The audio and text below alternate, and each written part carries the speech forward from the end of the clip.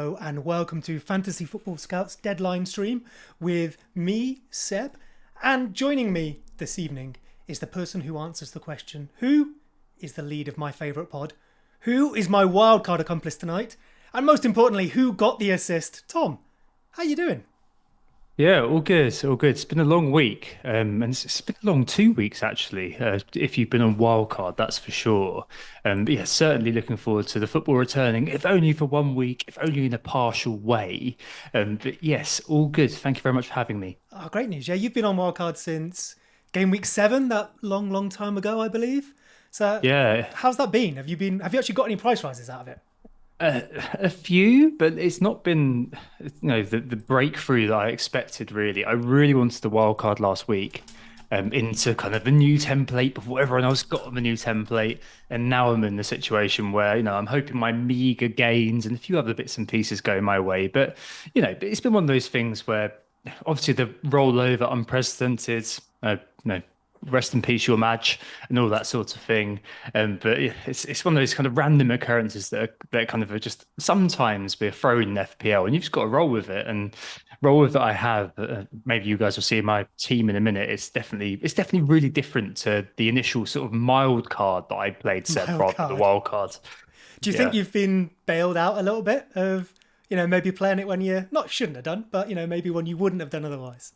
No, no, I was really kind of quite set on wild carding in game week Yeah. 7 and having a mixture of players who were still relevant then. So Salah, Trent, Jesus, and also kind of beginning to create this forward-facing team and kind of just kind of be. I was so settled last week, whereas this week it feels like I've wildcarded into a team in transition, which I spoke about on WGTA, and it's a very different sort of feeling where I've got to wildcard into a team where I've got to try to make allowances for what happens next. Yeah. That wasn't really the case so much last week, where I was quite happy to, field Salah and field Trent through some tough games and back them. Now, obviously, there's frankly no point in having them. So it's been one of those things where it's turned out a bit differently than I originally expected. But random events, curveballs happen. I know. I mean, I'm looking forward to a normal season one day, maybe in 2030 or something like that. Anyway, speaking of wildcards, we'll get on to yours. But first, let's just say to a couple of people in the chat. People have chosen to join us over Andy, who obviously is doing this at the same time. So, frankly, crazy people, but we love you. Thank you so much. I do have a new mic as well, so hopefully that's okay for people. We have Mr. Blackhand in the chat. Hello very much. Got a question, Bowen or Saka? We'll get on to questions a little bit later. We'll do our teams and then we'll do some questions, I promise you, just before the deadline. We have Sashwart Doobie, whatever that name means. CA, CH, Vindy, Mikey LCR. Hello, everyone, and welcome. Thank you for joining us. Without any further delay, let's have a little look at Tom's wildcard. So this is what you can expect to build if you have 2 weeks, 3 weeks to think about it. This is the wildcard you can expect to put together. Tom, why don't you quickly run us through your team and then explain why you've arrived here? Sure. Okay. So I've got Pope and Wardinho in goal. Retain Wardinho. I'm not sure about it, but it might as well. At the back, in the long term, it will be Trippier, Cancelo, and James as the back three. This week, Emerson is playing. I've also retained Neco Williams on the bench. In midfield, Jared Bowen and James Maddison are the newbies. Martinelli still remains just because it's the best value six, isn't he? Let's face it. And Kevin De Bruyne has come in for Salah, and that would not have happened last week. Up front, it's probably quite difficult to argue against unless you went with Kane, Haaland, Mitrovic, and Isaac. I was between Isaac and Tony, but the fixtures drew me towards Tony. How did I end up here? Well, last week it would have been a mild card, so it would have been Trent, Salah, Jesus in.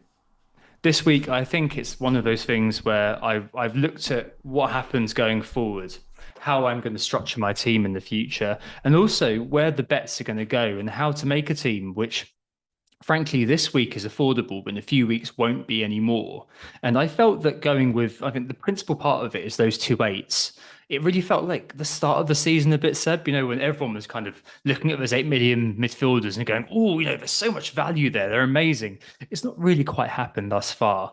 But with the fixture swings for Leicester, or after this week at least, if Rodgers is sacked, a new manager bounce as well. Hope for that. And also Jared Bowen and West Ham.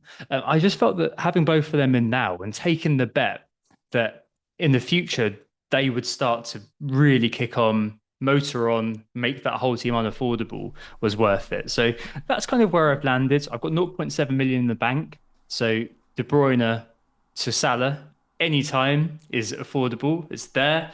And also, I've got De Bruyne for, I think, 3 weeks. And then after that, the 1 week punt on Son in that troublesome game week 11. I bringing him in captain. I think most people who went with Kane looked at that game week 11 game and thought, well, at least I've got a valid captain there. And then he moves to Salah. So I was pretty happy with this. And it's one of those that fulfilled all of the objectives I was looking for in terms of, I guess, having that kind of semblance of not quite unaffordability, but flexibility, whilst also being something which potentially could have a high ceiling, as well as providing me, I hope, with a source of consistent points over the last few weeks. Basically, it's back to game week 1 again, as I said. I want a team that I can just kind of be like, well, I can love and leave this for a little while, and hopefully the transfers that I make will be minimal. Because the worst thing, Seb, in my view, is trying to build in loads of transfers, making a grandiose plan when you're making a wild card. I just don't like that at all. So yeah, I'm happy with this. I know that it's fairly template. I know that others such as Big Man Bakar have the exact same wild cards. I just like to think that we're all genii. Genii. Is it genii? Is it geniuses? I want a genii in the chat to let us know now. But yeah, I like it. I mean, it's hard to argue when, what is it? We had a template for the first few weeks, and then we had something happen. We had a reason to wildcard, and everyone ends up just on a different template. But that's natural, right? We all think about FPL. We all have the same information available to us. So we're probably going to make a lot of the same decisions. There's nothing wrong with that at all. But there's a lot I can't go, I wouldn't do this or wouldn't do that because I've done it myself. Mm-hmm. I know one thing about this wildcard. It does feel like I probably would have originally wildcarded in game week 9. I know some people are still holding off on that. Yep. But I wanted to maybe get rid of Liverpool players and make a few changes. But it feels like one that I've had sort of played on me rather than played myself. And It's full of players that I wouldn't necessarily normally have. So how do you feel about, for example, you said you didn't want to plan too many transfers, and I might have done that, so we'll come on to that in a minute. But if you are carrying your Bow and your Maddison, who haven't really set anything alight this season, and then there's De Bruyne, but that Southampton game, he could be benched. What do you think about carrying these players going forward? Well, I mean, I think we'll talk about kind of heuristics, biases, behavioral science stuff then. That'll be when everybody who's streaming goes off somewhere else because it starts to become a bit academic. But I think the reality is that a lot of the time in FPL, especially when the season's in its infancy, we fall into this kind of cognitive trap that in the last 6 weeks, this has happened. Therefore, the rest of the season will go this way. That's plainly absolute nonsense. Like, throughout the season, things change, grow, adjust without breaking into the streets completely. I think it's really worth just being able to kind of project rather than look backwards. Like, you could make a wild card based on which players have scored the most thus far. That's not really what we're here to do. We're here to create a team which is going to do well going forward and see you rock up the ranks. So yes, if I was to see that Jared Bowen, for example, and West Ham in general failed to continue their frankly mild streak, then he would go. But the fact is they're both 8 million.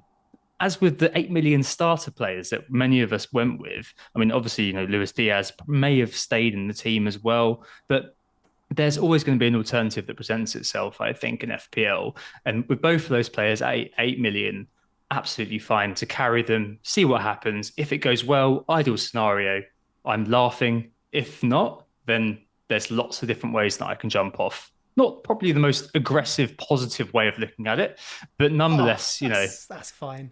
That's fine. There's someone on Twitter who often says playing FPL aggressively isn't a thing unless you scream as you make your transfers. It's only about making the best decision you can. Yep. Speaking of making the best decisions we can, I'll move on to my team quickly then. So we do have some room for questions as well before the deadline. You mentioned that you hadn't planned transfers and all that. Well, I've kind of done the opposite, and I know how this is going to end. I'll run through my team quickly, then I'll talk through the transfers, and you can tell me why it's terrible. I'd say the main difference, of course, is I have Kane, you had De Bruyne. Those are probably the big choices people had this week, I think. I could definitely see a world where I had De Bruyne. In fact, just minutes ago I was fiddling then with my team and thinking, oh, I could captain Mitrovic later, which is kind of the reason I've got Kane. But I have Pope in goal, Cancelo, Trippier, Shah, Bowen, Saka, Martinelli, Andreas starts this week in midfield for me. Haaland captain, Kane vice, and Mitrovic up front, of course, as everyone does. And then a Ward, Emerson, Maddison, and James bench. Although I did actually change that to Everson and Williams, I believe, just because I'm not convinced Emerson's going to keep his place when I may need him later for some Newcastle players. I've obviously benched Maddison for Andreas this week, but Maddison will play in the following fixtures. I will be doing Saka to Zaha in game week 10. And then in 11, I will do... I think I will probably do it this way round. So I will do Kane to... Oh, Captain Kane, I guess, then. So I'll do Cancelo to Trent. And then in game week 12, I may do Kane to Solanke and say Bowen to Salah and get my Liverpool players back that way. The main reason I think I went with this draft over the KDB one was I want to captain Kane in 11, I think it is, when Liverpool and City play each other. I think, if I'm remembering the fixtures correctly, correct me if I'm wrong, I think Fulham do have Villa at home that week. So I don't have time to change this really now, but I was thinking, ooh, actually maybe that's a decent captain. And so I don't, I could have the De Bruyne version, maybe get a Salah a bit early. But I'm comfortable enough with this. It does have that triple Newcastle defence. And I guess it's gone two opposite ways to you, Tom. I've got Kane, not De Bruyne. Mm-hmm. And I've planned transfers, man. I've got none left. If something goes wrong, I can adjust, but I won't get the team I plan to end up with. So tell me why that's a terrible, terrible idea. Well, I mean, I can't criticize the team, firstly. I mean, I've looked at this team, I've owned this team, and I just couldn't get behind it. I think the thing is with planning transfers in FPL, as we all know, things change so quickly. We've had more time, I think, this week to meditate over things, and we've invested more time this week in thinking about FPL than maybe we do on an average week. I mean, obviously, you and I, Seb, are in a different situation, perhaps because we create content and all that sort of thing. But I think that we've all kind of, because we've been playing our wildcards, been sat there thinking about it, and that can naturally lead to thinking about, oh, what happens next week? What happens next week? What happens next week? The thing is with creating grandiose plans is something else always happens. Another player always presents themselves. Something else always kicks in. And that, for me, means that it's always best to kind of just leave things open. I know we always like to have that sense of certainty, but it's a fake certainty, I think. Maybe it's kind of an after effect of, COVID and kind of not being able to plan then.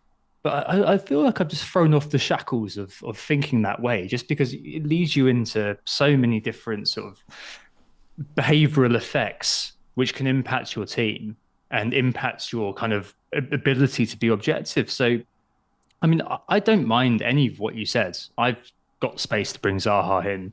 I've got space to bring Salah in. In game week 11, as I said, I've got space to captain a Spurs player in Son, or maybe even Kulusevski if Son is in the bin then. It's, this week, I think that perhaps your team has a slight edge, but I think overall, I was looking at yours thinking I preferred yours. Because you've got, I'm starting Andreas, you've got De Bruyne, Isak. I mean, obviously Isak versus Kane, you'd think Kane would win that in a one-off. But Isak could get a brace. And then De Bruyne versus Kane and a brace down. And what have I got? Maybe Saka over a cheaper midfielder of yours? I kind of fancy your team. Yeah, I mean, it's definitely interesting. I did look at Saka. I did think about that as a kind of a sop to cover the still massive ownership of Jesus. And I actually did think about Lucas Paqueta instead of Bowen to be able to keep Jesus, because I think I'm 100k at the moment. And I was thinking, that could be a consolidation sort of pick. But ultimately, it didn't quite work out that way. No, it certainly makes sense. It's just one of those things where I don't like this idea of planning into wildcarding into a team of transition, as I said. And it just, for me, feels like if you're wildcarding, you want to have a team like in game week 1, where feasibly you can, for the majority, sit there and feel happy about it. And with the Kane team, it's so subjective, isn't it, at this point? Because everyone spent the same amount of time this week, if you were on wildcard, and for me, 2 weeks thinking about where I am. And maybe there's a problem. That's a problem for me, maybe, because I've had a premium midfielder this whole time. But we all sit there and we look at it, and at the end of the day, all routes are pretty valid once you get rid of kind of the usual sort of ridiculous questions and the ridiculous mistakes that some people make. both of them are completely valid sort of teams, and it's just where you landed as an individual in terms of what you think is best going forward. So, absolutely fine to do, understand it. It's just in my lived experience, having grandiose plans does tend to come a cropper. I mean, I think you're not wrong. I guess I would be happy to, if something changes, adapt my plans. But I guess, as I said, this didn't feel like a normal wildcard for me. And so Mm, if I was going to do it, I had obviously Trent and Salah in my team. If I was going to do it, it kind of had to come with a plan of getting back to those players for me. So I think if I was going to say wildcard and go, okay, now we'll see what happens in the future, I wouldn't have wildcarded. I wanted to do it to navigate, this little week period where we had the combination of the postponements, also the fact that there was maybe an opportunity to get off Salah and Trent. That felt like I could take advantage of that, but I don't want to go into those last four fixtures before the World Cup where City and Liverpool do have good fixtures. I would want those players back. I know some people are wildcarding at the other end. Maybe they've taken hits now. I may well be doing the opposite. I'm not against a hit, especially if something goes horribly wrong. But I think, like I say, if I wasn't going to enact that plan, I wouldn't have wildcarded. So hopefully I'm not tied to it. But I guess ask me again in a couple of weeks when I'm crying over an injury and I can't get Salah or Trent back no matter what.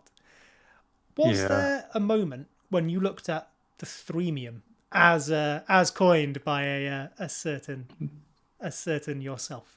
Yeah. Did I look at the freemium? No, no, I didn't. No. I like the idea. I know that FPL review, that was the main team that landed in terms of having the best It wanted to points keep total. Salah. It did indeed, which is just shows that sometimes priors are very slow to update. It's for like a Henrician in England, isn't it? We're all kind of running around getting angry at priors, but I think the reality is that the freemium, it does always look good on paper, but as we found last year, as we found in previous years, where people try to smash everything together, a lot of the time with your team, your captain is one thing, but having the quality players dotted around your team is quite another. And if you've got a freemium, yes, I mean, you've got free players who are premium for a reason. They're likely to score well over the course of the season, but the spread of quality isn't quite there. And when you're making transfers as well, as I said earlier on, things always crop up in FPL. If there is a player who suddenly needs to come in, like a Danny Ings or something like that, but when he was at Southampton, he couldn't stop scoring, Riyad Mahrez, whatever, one of those guys, then you're kind of left with a bit of a strange situation where you're like, oh, this player's a premium, I can't sell him. And you end up kind of scrabbling around the edges, or you end up being very fixed in a situation. I can understand exactly why you would go with a freemium. It's simply just not for me because I like that flexibility to be able to adapt to what I see in front of me. I think you can fall prey to this idea of being like, oh, over the course of the season, these guys can score big, therefore I'm going to leave it that way. But that's not how the lived experience of being an FPL manager works. I think that's fair. I think for me, as you said as well, captain's that big thing. These players are worth their value because we captain them. So the more you have, the more you dilute that. If there ever was a period to go freemium, I do think it's viable now. Normally, I would just disregard it. But for me, it basically came down to I'd be having, say, Paqueta over Bowen, who I do really like. I spoke about him on the Scoutcast this week, and the only reason I don't have him in this team is because I am basically going with Madison instead, because I like those fixtures there and I've got Bowen. I think on the Scoutcast, I basically had this team, but with a Paqueta in there. But I would maybe do Bowen to Paqueta, and then I guess it would be like Saka to Bailey to bring in De Bruyne for Madison. And that feels great for this week, especially because we think Bailey is starting tonight. But then I'm maybe a bit stuck, as you said. If one of those players drops out or if I need to move around, it starts looking very, very difficult. Yeah, you just don't want to be in cul-de-sac FC, do you, really? I mean, that's the reality of it. I mean, I can see why, like, there's always a temptation to kind of be like, oh, well, I can take my team to 0.0 and have this ridiculously good team, etc., etc. On the plus side, if all your players start to perform well, you're flying and everything starts to kind of work out for you. Massive team value, massive points, your team's massively unaffordable. The other side of it is that if you need to make changes, then you have to make hard decisions about who you sacrifice. You have to kind of maybe take hits to reorientate your team a little bit. Those are things which on paper don't sound too bad, but in 2 or 3 weeks' time, when you've got, I don't know, there's a KDB Haaland and Kane, maybe you're kind of thinking, well, okay, how do I get back to the defense? That's kind of Yeah. it's like looking at like kind of -4s, -8s, when everyone else is sat there being able to just make a free transfer or make two free transfers. That for me is kind of the quintessential downside of doing that. And if it works for you, and if it does, if conditions do go that way, last year it was Lukaku, Ronaldo, and Salah, wasn't it? Was that the three? Yeah, when we wanted those premium forwards, I avoided them pretty much all season. I was going with my mid price last year. Yeah, yeah, me too, me too. And then this year every year is different in FPL. Yeah. This year it may well work, but for me, I think it's just one of those things that because of its innate inflexibility, I just can't get behind it. And I think as well, one thing as well that put me off De Bruyne is I think that Southampton fixture, which I want to say is game week 10, maybe, when you would want him. If he's gonna sit on the bench, it does look like that one with how the fixtures fall. So that would put me off a little bit. But isn't it Copenhagen either side of Yeah, that but fixture? Pep still goes strong in the Champions League. Like we saw that He, in the first match. So potentially, within either side, that'll be the fourth match. I don't think they can be qualified by then. I think he would still go hard. And De Bruyne is probably going to get a rest at some point over this period. So it's just about when it makes most yeah. sense. I wouldn't, it wouldn't have stopped me buying him on its own, but it's just another little one with. And I think looking at my team as well, it would be a week where I didn't really have a good substitute for him either. Cool. Well, should we get on some questions quickly? So I'm sure there's some people who have Go for anxiously awaiting because we've only got 10 minutes, haven't we? Well, no, Go for it. less than that. Go for it. What What is there a question that jumped out to you there? No. What have we got? You said there's a few that are I will there. indeed. So I think just on the freemium that we were talking about there, Moesi says about if you go with Salah, that means you can hold him as opposed to having to spend transfers. I think that makes sense. The reason Review liked it was for that. I think for me, I quite like the gamble of not having Salah for 3 weeks or so. But if you are going to go that, you're going to need some enablers. So Emerson is someone people have in their teams. I have him on here, but I've actually got Williams now. Would you start Emerson? Is it worth starting him? I guess that's probably over someone like Andreas. I'm starting Emerson this week because I've got to play free. Yeah. Oh no. Oh, maybe you've frozen on us there. Oh, we may have lost Tom. I enjoyed the last thing you said was, "Oh no." Oh, Tom, are you back? I see. We're back. No, Oh, lovely. I was going to go on to some questions. Happen sometimes. So, London famously an internet black spot. No. So you've got Emerson. You're starting him this week. Oh, it's gone again. No worries. Okay, so for me then, I probably would have started Andreas over Emerson. I think I am starting Andreas over Williams in my own team. Not really because of that head-to-head thing. I know some people don't like starting, say, an attacker against a defender. For me, I'm happy to take those as two independent events. So I will just go with, say, Andreas, who I prefer individually over him. We have another one here as well. For more enablers, we have Dewsbury Hall or Bailey. So, Tom, if you're back, who would you start this week? Dewsbury Hall or Bailey? Bailey, definitely. I think he's by all of the ICKs on Twitter, at least, looks like he's likely to start this week. And he offers a lot more than Dewsbury Hall. And Dewsbury Hall, game week 1, scored a worldie. But apart from that, not really an FPL asset. Whereas Bailey was one who, at Leverkusen, performed very well. And this year, if he is able to kind of lock down that spot in Villa's team, definitely worth it. It's just, it didn't quite work out early doors for anyone who punted on him, such as me. But I think, going forward, it's probably okay. Plus Southampton, easy game. I also had him to start. He was like my one proper transfer to start with, but whatever. I think he's going to be an option at some point this season, I think. Just nice price if he does get into that lineup consistently. There's some nice fixtures now. Just doesn't work for my team personally. What about, would you go with which West Ham defender? So we mentioned Emerson, but Zuma, Soufal as well. My concern with Emerson is Cresswell isn't going to sit out forever, and if they don't play three at the back, he will take some minutes. And Soufal's got Johnson as competition. So would you go Zuma if money is no object? He's only 4.5. Yeah? Yes, yeah. Yeah? I would. I think Zuma, because he's simply nailed. The thing with both of those fullbacks is they've got competition, whereas El Cat Picker himself is very much nailed in the team and really quite likes a head-to chance. So we saw when he was at Chelsea, there were very, very good data points surrounding him. I think in game week 8, game week 6, 2 years ago. I did this on the pod a couple of weeks back. He was actually the top scoring defender for a little bit because he happened to have scored a couple of goals. He's a bit of a unit, and the fact is that if you've got decent delivery from the likes of Bowen, from the likes of Cresswell, having a centre back like that's very good. And plus, fantastic first bencher going forward, assuming you've got Reece James or something on your bench at the moment. Play him this week and later on just have that sort of player ready to come on whenever you need him. Decent fixtures too. So yeah, I'm perfectly happy with Zuma. Don't mind Sufal. Don't this week Emerson. He's there in my team. I'm hoping that he plays. If he doesn't, Neko comes on. I don't really mind. It's just a 1 week thing. Reece James comes in after this anyway. It's just 1 week. Fair. Yeah, I mean, everyone's got James on the bench, and so that is someone coming in. I think we're happy to have someone sit. The other thing I was looking at is 11 and 13. Newcastle's fixtures are a little bit tougher, so I may want someone who can cover then. But, if it's a question of like someone who can cover, who is Williams, who plays for a terrible team, or Emerson, who might be benched, maybe I just stick with my Newcastle anyway. Speaking of sticking with my picks, Sinistera is someone I've enjoyed all season. Obviously plays for my team, but I've not picked yet, and I've not picked in this team. We do have some okay fixtures, especially offensively, between, I think it's not immediately, but in a few, obviously we have a blank this week, between, say, game week 10, I think it is, and, say, 15. I've not got him simply because you can't have them all, and I don't really want to have too many players who I'm waiting to come good. I'm going to do Saka to Zaha. I've got Maddison bench this week. I don't want someone else who's going to have a blank or something.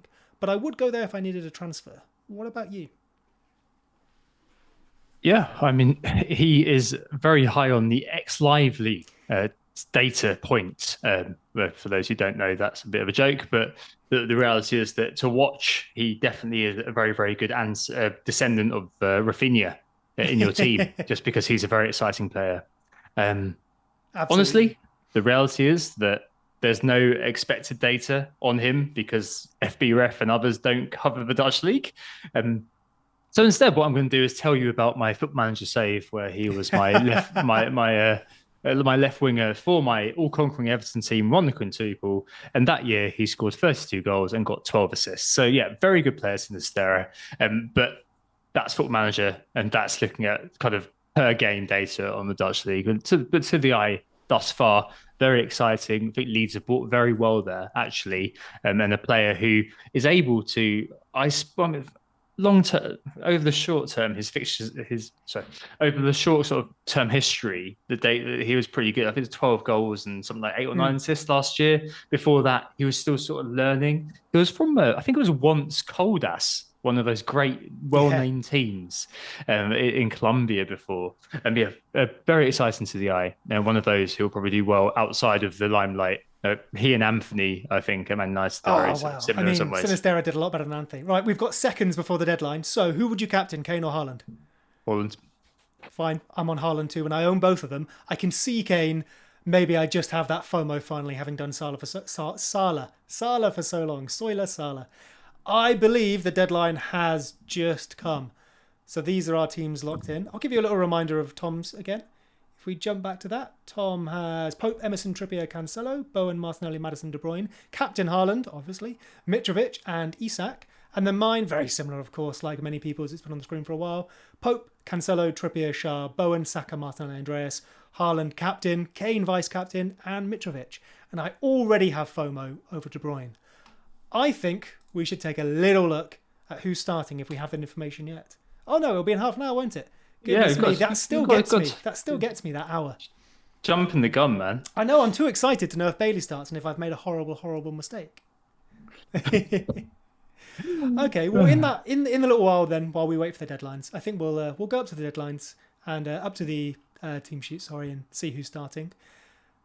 I would love to have a little chat with you about, we've mentioned it a few times so far this evening, just the biases. As we play FPL, you've probably heard us already going into some unintentionally when we're picking our teams and talking about our teams. It's something we can't escape from. It's how our brains work. It is how our brains make decisions. But we can be aware of it and try and maybe mediate how we use them and make sure the responses from our brains aren't completely dominated by these biases when we're trying to make decisions. But I know it's something you're interested in. It's more than an interest for you. And you cover it a lot on the pod yourself. So what is one you would say is like key for FPL? What do you find yourself maybe stumbling over or giving other people advice on quite often? I think availability heuristic is probably the biggest one. So basically, what happened last week is just so high in people's minds, honestly. Availability heuristic is the idea that we recall the most salient part of of recent events in order to create a judgment. So, um, people always say, this has happened over the last 2 weeks, it's happened over the last 3 weeks. As I mentioned a little bit earlier on with the likes of Bowen and Madison. When I had Bowen in my team, I had a few people kind of saying to me, well, Bowen's had 0.13 XGI this season. And it kind of just makes you wonder how much we are as human beings just myopic, so unable to see anything beyond kind of what's just happened. And a lot of the time it is about, we always say, don't buy last week's points. I think that kind of small bias is probably the biggest one that plays a lot of a role in everything, not just FPL, in football as well. They always say you're as good as your last game. And I think there's times out of number where a team's been called rubbish, a manager is under pressure or something like that. But in fact, if you look at the data, and I know this alienates a lot of people, so apologies for that. But the people are saying, Leeds, for example, were having to get hammocks and stuff because they were knackered the whole time, sleepy Leeds. But the data showed something different. The reality is that a lot of the time we are just so kind of in the moment as human beings. We're not able to kind of look forward very well. We're able to look back okay in a bit of an effective way. We're not able to look forward at all. And I think that's probably one of the biggest ones there. You see it in the market forces as well every week. Why are they top of the market forces? Sometimes it's because they've got good fixtures going forward and they happen to have scored. A lot of the time it's because they've scored a goal. That's the only reason. And we've saw in the past, like numerous examples of this. I think it was Stephen Ward at Burnley one year. He happened to score like a random kind of worldie. I think it was actually a cross that went in for him. And the next week he got an assist by kind of passing the ball to someone who then took it around a few players and scored. And suddenly he went from 4.5 to 5.3. Just because people look at that and just think, well, oh, this guy's rising. He's doing all right. He's done a couple of goals. But as FPL managers, it's always good practice to look at the data as well as looking to the eye and just being like, well, actually, the reality is that that's not really what's going to happen. This isn't sustainable, a word which is used a lot. So yeah, availability heuristic would probably be my number one and probably my favorite one of them all, just because I think as human beings, people always say, well, this is what's been going on. The reality is that's not really what's been going on. It's just what you can remember. Yeah, I think that's entirely fair. And one we often see as well, confirmation bias, that often goes hand in hand with that. We pick and choose the things that we want. And that is, again, something we can't escape from. It's about being aware of it. I'll do it myself. I haven't picked Paqueta, but there'll be players in the past that I've researched for reasons. And then they're higher in my mind for whether they should be in my team or not. Or you disregard data, or, data, when I say data, that could just be watching a match. You disregard things that don't agree with the conclusion you've already arrived at. And I think that's one that's very, very hard to escape of. Similar, and I wonder if there's a bit of these in something Wesley says here in the chat, which is people have a bias where they'll sell a player that's done bad for them, but has good fixtures coming up, but will buy a player that's done nothing when they haven't owned but good fixtures. Maybe Bowen, for example, there. So I think there's two things there. The first bit reminds me of Eden Hazard, where a lot of people had a bit of a love-hate relationship. He was a good pick most of the time, but a lot of people often maybe missed out on hauls or sold him just before hauls, and then were like, "Oh, I can't trust him. He does bad things for me. I can't keep him. I can't get him again." But Eden Hazard doesn't know who you are. He doesn't care, and FPL doesn't care if he knows anyway. So why do we do that? Why is that like sort of an emotional attachment to something that has affected us in the past that has no bearing on the outcome at all? It's true. It's just that affects heuristic, the idea that something emotional can drive your onward kind of decision making. And that's definitely something which is true. Eden Hazard is a great example. Wilfred Zaha is another fantastic example. Great players that you just love and leave in your team or don't bother with at all. It's a bit like they're both like semicolons. Like you can have a long and happy life without using a semicolon in any punctuation need ever. Because most people don't know how to use them. Therefore, just leave it alone. You'll be absolutely fine. Same with Zaha, same with Hazard back in the day. Why do we do this? It's just because sometimes we need to react. We need to do something a lot of the time in our teams. And as Wesley said in that, you'll see a lot of people making this mistake. or what could be a mistake, selling a player. He's done nothing for me the last couple of weeks. Well, if that's backed up by your eye test, so it's a player like Kai Havertz a few years ago when he first joined Chelsea when he was under Frank Lampard, really good fixtures.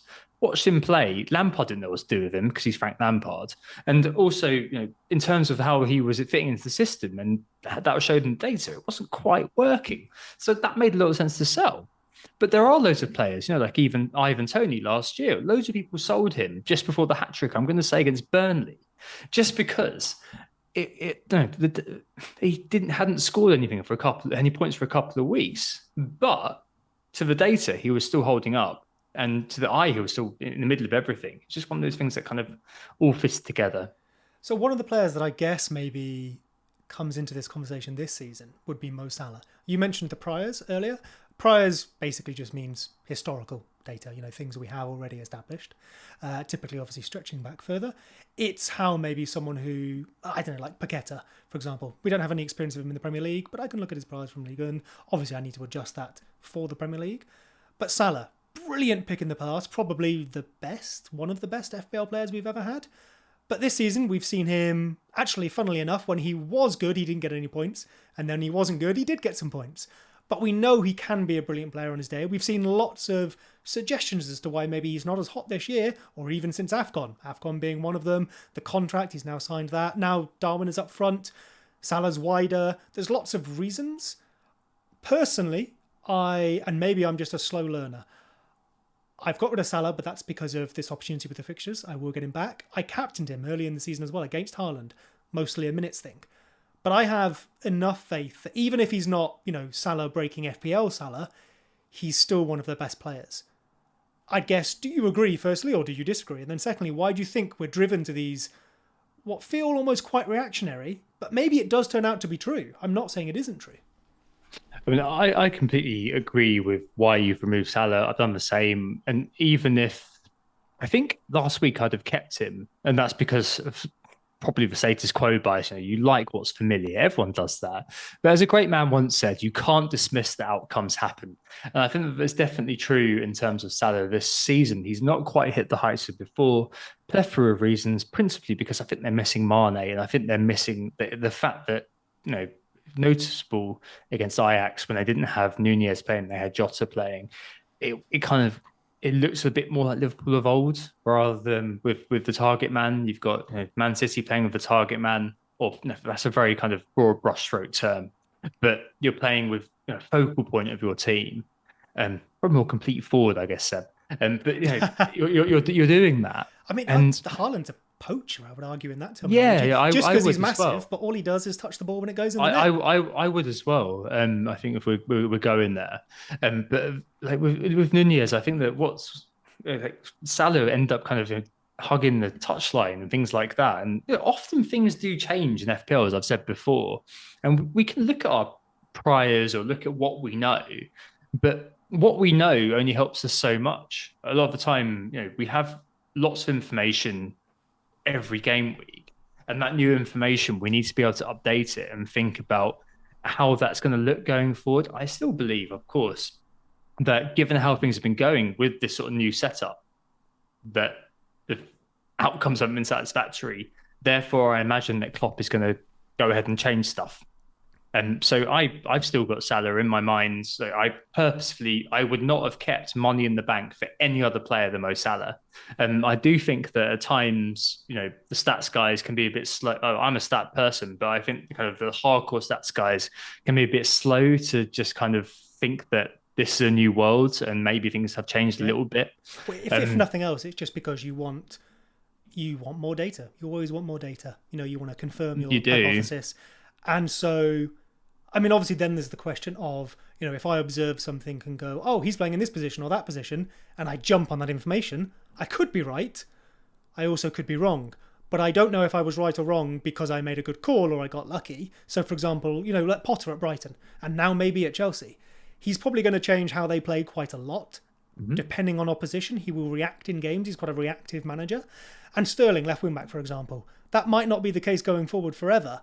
But if I now go, okay, he's left wing back, get him out of my mind, I could be right. But is it for a good reason? And I guess the stats people, as you say, and again, I'm one of them, maybe are the other end of that spectrum, where I'm like, well, I want 10 games of Potter at Chelsea to know what he's doing. And by then, half the advantage is gone. That's the problem. So it's probably about having a balance between the two. Stats are part of, not the full picture, as I've said for time immemorial. And being somebody who does look at data for my job is one of those things which is really key. Things change a lot, and things change year on year. Things change month on month, and you really can't. You can draw trends and really kind of give kind of concrete assurances after a long time. But the fact is, FPL doesn't work that way. So it's about applying that data in the right way, and a lot of the times that can be misapplied, and that can as well lead to loads of different sort of outcomes. How do you deal with like judging your decisions then? Because I mean, I'll use this example just because I always use it. But if he's around, I promise it's not me having a go. As famously brought in Bruno G last season, based on some good eye test, I think, to be fair, and it went exceptionally well for him. I think even if it was a good call, which fine, it probably went even better than he expected. How does, for example, Az go about judging that decision? Does he go, okay, this worked, therefore I should repeat my steps? Does he go, it worked, but up to a point, and then there was some luck, so whatever? Does he go, it was entirely lucky? I don't think it was, but if he did, should he disregard what happened? How do you judge, those individual decisions, and then even seasons, right? You stretch that to a whole season, and we often see people going, I need to make more transfers, or fewer transfers, or more hits, or fewer hits. When do we know we're judging a decision based on good data, or when we're judging it on, bad data? Ultimately, it's a personal decision. You can try to create some sort of universal criteria upon your own decision making, but the reality is, it's just you. If you're following a model slavishly, like some sort of 70-year-old divorcee, then that's absolutely fine.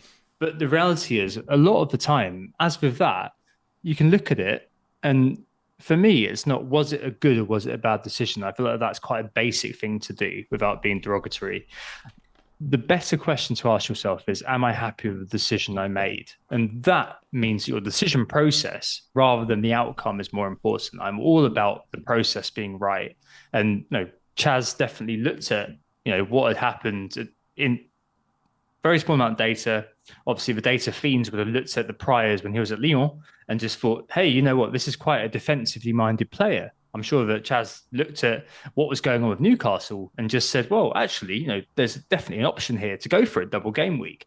So would he have been happy with the decision he made? Well, because of the inputs that he chose to use, yes, absolutely. But that's enough, really, because it's probably not quite right to judge yourself by the standards of some sort of kind of higher authority. That's nonsense. Yeah. That's rubbish. It's very much about you as an individual playing FPL. Sometimes it can be, a thing about camaraderie, playing with your friends and so on and so forth. But really, it is just about how you judge it individually. Or subjectively, loads of people can kind of create judgment. If you put your team onto Twitter, people can look at it and go, that's rubbish. Why have you got this guy? Then on Twitter, all we do is try and make everyone's team our team, don't we? So that's exactly. That's why I don't give advice really anymore. Because what's the point? I'm basically just telling you what I think about what I think is best. Look at my team for that. And obviously some people need that. Some people need to just know the basic question. Tell me who to pick. Absolutely fine. There's a market for that. That's not my market. But tell me why to pick them. It's probably what's more interesting. And that's why I'm here. But it's all very interesting, and it's all very much down to that idea of, am I happy with the decision that I made? Yeah. If you're happy, then fine. I think for me, just to use that Bruno example one more time, points are obviously the way we get rewarded for our decisions, but they aren't necessarily the best way to judge. So, for example, to really simplify that Bruno one, if the conjecture was Bruno is playing further forward than most people expect, he's therefore being underrepresented, maybe he's getting into really good positions, therefore he'll score me points. I think the way to judge your decision isn't necessarily did he score you points, but did he keep getting into those positions? I think he's going to get into attacking positions, so is he getting into attacking positions? Of course, then the points come from that. So I think, XG we can bring up and those underlying metrics, they basically just have more signal than noise. They don't have no noise.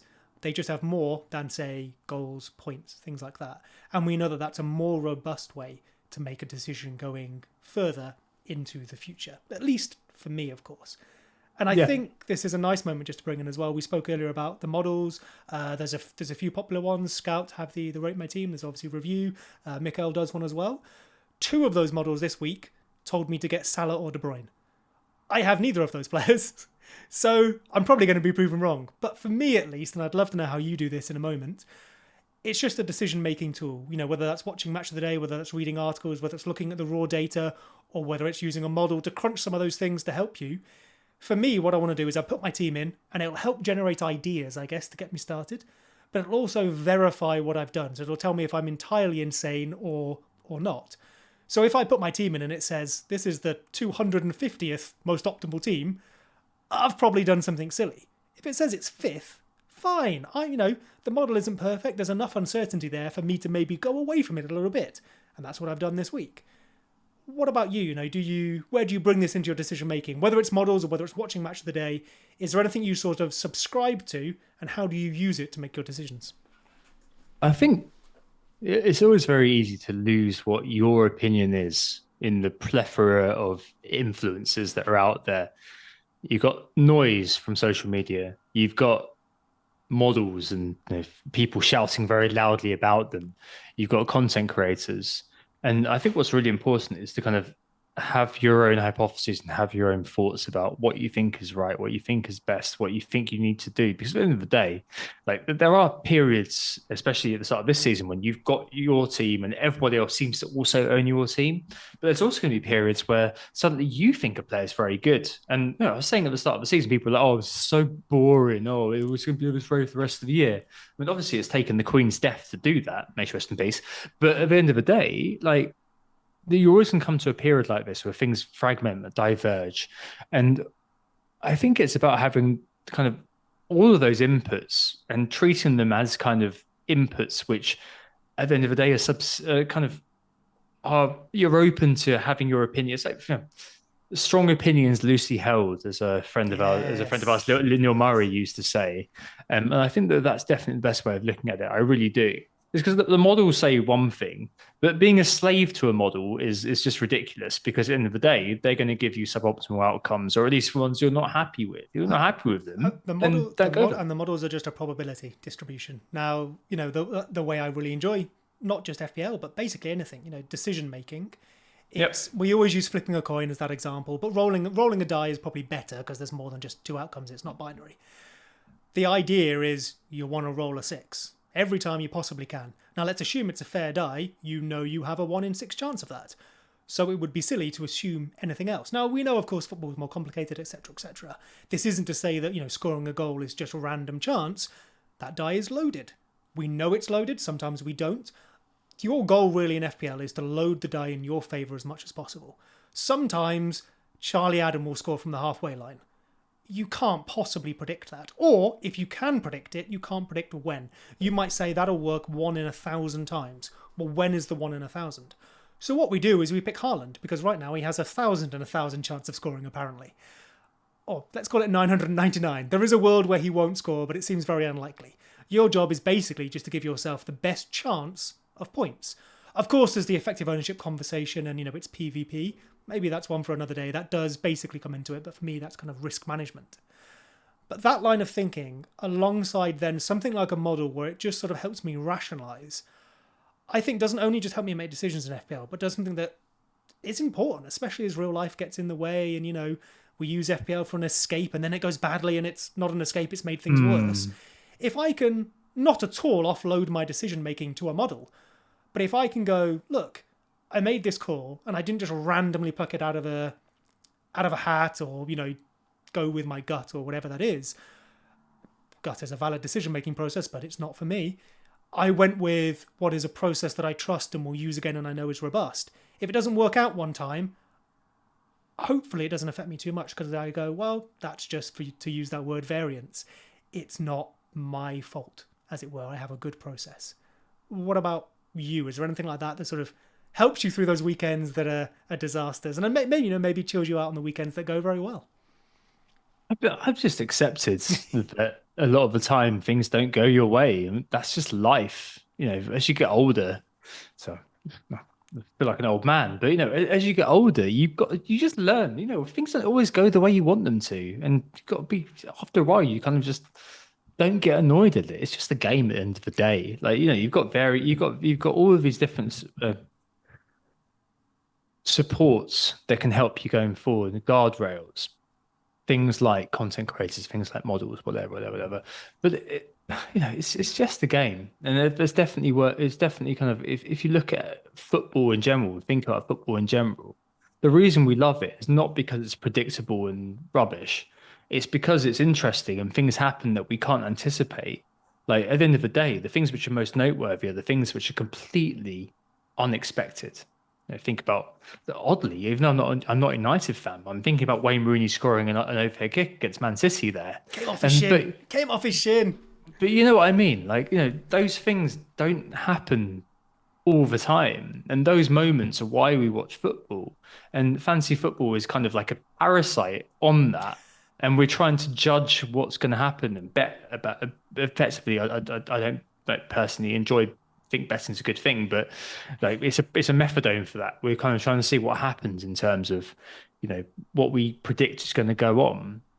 And you've got to be able to accept sometimes things don't go your way. And after a while, especially if you think about a little bit in the past, so at least I've harangued you with a very long message in the past, and you kind of ignored for a bit. I mean, let's still went, oh, for God's sake, not again. But I think there's definitely a bit of what I'm going to call football manager bias in fantasy football, or maybe FIFA/football manager bias in fantasy football. And there's a couple of things that I think definitely permeate the FPL community or people who play fantasy football. The first one is that any player that I've owned in fantasy football or in FIFA, I'm going to be very, very happy to buy in fantasy football. So I'm thinking of Simone Zaza here myself. Oh, If Domenico Berardi, I actually did own him, and I had him for his missed penalty, just because I owned him in Foot Manager. If Domenico Berardi came into the Premier League, I'd buy him without a second's thought, basically. And the other thing though, the more important one, is this kind of bizarre idea, and we're seeing it this week as well with people. There's a couple of kind of comments I saw on social media about why people weren't buying Isaac, and that was because people were saying, well, is Wilson back? Is he fit? Surely he plays. And it's that kind of, I think that's kind of the key thing about football manager bias, which is the idea that a player who is playing well will suddenly be benched once a player he's replaced returns to fitness. Now, I think that does come in a lot, but taking Leeds as a random example, when a certain player was playing very well before he got injured, Bamford wasn't fit at that point. I mean, did you think, for example, that Bamford would have replaced Rodrigo, despite the fact that Rodrigo was doing well? So I mean, do you think that might be? Do you think that might be? Yeah. Do you think that there's so many people kind of saying, I'm not going to buy Rodrigo because of that. Loads of people saying this week, no, I'm not going to buy Isaac because Wilson could come back into the team. Do you think that's just because we're so used to playing FIFA, so used to playing Football Manager, we're so used to just throwing the player back in that we actually like compared to the one who's replaced him and done well? I would say in general, yes. With the Bamford Rodrigo example, my rationale was obviously I'm a Leeds fan. I do the Leeds research as well. So I think I know us relatively well. And for me, it was, okay, Rodrigo is scoring the goals. And I didn't think it was going to happen immediately. We were clearly taking our time with Bamford as well. Gerhard came on when, I think when Rodrigo got injured, Gerhard came on first. Then Bamford came on and replaced him. Before that, Bamford didn't play in the Cup. So we were taking our time to bring Bamford back in after injury. But for the way we play under Bielsa, but even again under Marsh, Bamford is just so important in that 9 role. Now, maybe Rodrigo gets in behind, but for me, that first choice, sort of 3 behind, was Aronson, Sinistero and Harrison. And I think we've seen Sinistero come in now and be brilliant. So maybe Rodrigo's getting that 10 position back, potentially with Aronson pushed out and Harrison dropping outside of the team, perhaps. But I think eventually, whenever it happened, and we won't now know because of injury, so fine if I was going to be wrong, but Bamford is so important just to have that player who the ball sticks to, who he presses an awful lot better. Sorry, Seb. I need to just interject here. That FPL Rockstar has just said that Andreas Pereira has been benched. Wow. Oh no, that means he probably comes off the bench as well for a couple of points, doesn't he? What does that Oh, mean? what? What does that mean for me? So if he doesn't, I'd have Nico coming in. I don't hate that. Hang on a minute. Hang on. No, I think there's a couple of things that have come out here. No, hang on. Oh, have you It been? might not be Is it true. is it a Boona one? It might be. we Doggy will Rahul got me again. we will check that and see if it's true or Unbelievable. not. I'm scrolling Twitter as we speak. No, okay. No, I think you're probably all right, aren't you? Let's see. So do we think Andreas is starting? I mean, we'll find out in about 3 minutes. You're fine for a minute. Anyway, keep going. Fair. I don't know where I was, but yeah, I think Bamford for the way we play, for the pressing, we need someone for the ball to stick to for everyone to get up there. Marsh is very direct, and he wants to almost not score from our own possessions, but from these turnovers. So that's the point, right? It's that Red Bull way. So Bamford is a better presser than Rodrigo, although Rodrigo gets away with it up front more than he did in the midfield. But we also need someone to hit when we go forward, so we can actually get players around them. And for that reason, Bamford is so important for the way we play. And you can see that as soon as he comes on for us at any moment. Now, I think Rodrigo would have kept his place for a few weeks, but as soon as he stopped scoring, and he would have done, a few of them were a bit fortunate, I think he would have dropped out. Yeah, okay, all right. I get that from a particular perspective. I suppose overall, though, do you think this happens a lot? Like where we have kind of a tendency to think this guy, he's doing really well. Suddenly, he's just gonna be benched. He's gonna be thrown away, thrown in the trash. Do you think that happens a lot? I mean, yeah, whether it comes from FM, FIFA, just real life knowledge, or from our own personal priors, our own biases in the past, I think there's that thing of it often happens with like rest and rotation. We're like, oh well, I mean, I said it earlier with De Bruyne in Southampton. Oh well, he played this week, therefore he must get a rest at the weekend, or this player didn't play, therefore they must play. And it's like, well, managers are on the training ground. They obviously have plans with the sports scientists and the physios of when players are going to play, how many minutes they can handle, what their training load is like. And we so often just go, oh, he's due a rest, and it never ever comes. Or the other way around, we see a player in form, but the manager obviously has a favourite who's coming back from injury and they will drop out. I think that's often how it happens for us as FPL managers versus, seeing a player more than 90 minutes every single week, basically. It's certainly interesting, that's for sure. All right, we've got 1 minute. I'm pretty sure I've got nothing this week. I've got nothing on the Friday. I was nothing tonight. Apart from Mitrovic, Right, I'm assuming everyone else got him. I was even looking at Luke Dean like late on. No, that's the thing. It's very kind of like No, I mean, to go back to that bars we were talking about personal experience. I mean, everyone's personal experience with Luca Dean has been a hell of a thing, a rocky road. No, this is one of those, isn't it? Let's see. I mean, how much into FPL, live FPL are you? Do you use it a lot? Oh, so I really enjoy it. I think it's brilliant, but I try and avoid it during a live game week, which I know is most of its purpose. But just because finding out, for example, tonight, right? Finding out that if Mitrovic scores a hat-trick and I've gone up 100k, great. But that doesn't mean all that much because everyone has 10 players to play. Or the opposite, right? Mitrovic gets sent off and I drop 100k because the people who didn't have him overtake me. That isn't useful information for me personally, because all it probably does is makes me feel unduly happy or unduly sad about my FPL experience that weekend. So I'd rather wait to the end. Yeah, I get you. Right, nothing too surprising. Willy Bolly, of all people, is starting for Forest. Oh, we have Leon Bailey for Villa. Yeah, Leon Bailey for Villa. Luca Dean as well. Willian makes his return to the Premier League. Wow. Starting for Fulham. Good luck, guys. And yes, Adam Armstrong, a left wing for Southampton. Yeah, he's actually quite an industrious player. Is it left wing or is it going to be forward trip too? No, he's been playing that role for a while actually, according to Lucy. Oh, fair. I'm sure it's maybe Gineppo who probably is going to be left back or something like that. But yes, yeah, no, very interesting. Okay. So we have Coutinho, Bailey, and Watkins for Villa. I know they've been moving around the front players quite a bit. So it would seem to be, I don't know if that's a 4-3-3, maybe like the Christmas tree shape. It would seem to be that variation that Gerrard goes with the 2 and the 1 as opposed to 2 strikers. And then for Fulham, as mentioned, of course, we have Mitrovic, and we do indeed have Andreas Williams starting as well, as you said. I'm kind of interested to watch how that one goes. And I'm assuming we have Nico Williams. We do indeed. And that is probably all the players that have relevance to people. Yeah, exactly. Nothing else. Morgan Gibbs White starts well. There you go. Oh, so, interesting. I think with that in mind, we will leave it there for today.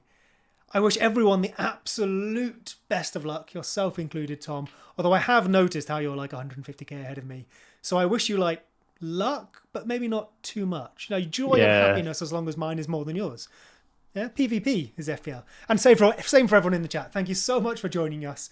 I really, really, really appreciate it. But I hope you all do terribly in comparison to me, of course. Cheers, people. Have brilliant weekends. We will catch you this time-ish next time in 2 weeks, I believe. Bye all. Bye.